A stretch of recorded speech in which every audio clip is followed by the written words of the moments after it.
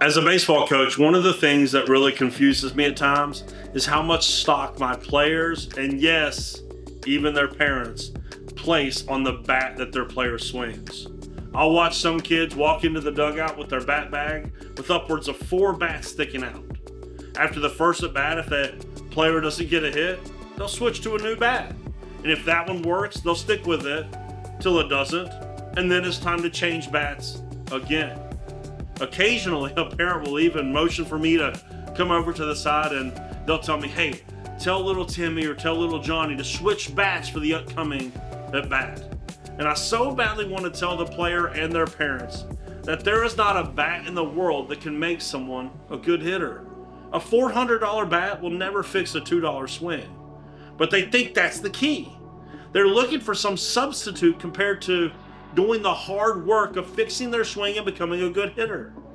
Today, I just want to focus on one verse from our assigned reading that I think shows how the Jews of Paul's day were making a similar mistake. Paul says in verse 11 that the Gentiles were called uncircumcised heathens by the Jews, even though being circumcised only affected their bodies, but never their hearts. There was a notion that circumcision changed everything.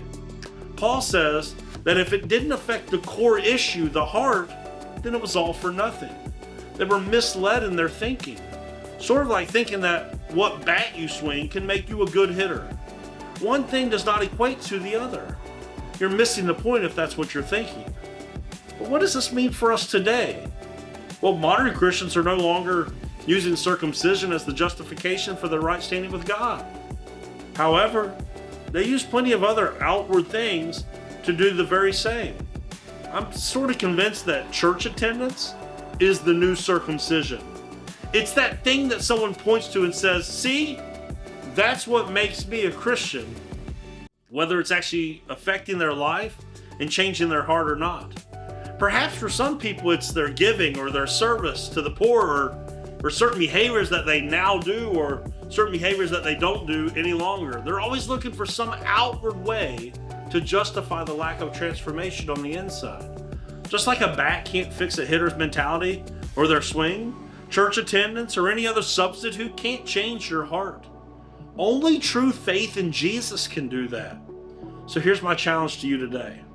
Are you leaning on anything other than a transformed life as the proof of your salvation? Instead of actually a wholehearted surrender to God, have you stopped short and just settled for the stuff people can see? Don't settle for mere outward change. Let God change everything about you, your desires, your hopes, your dreams, your thoughts, your words, your behaviors, and everything about you.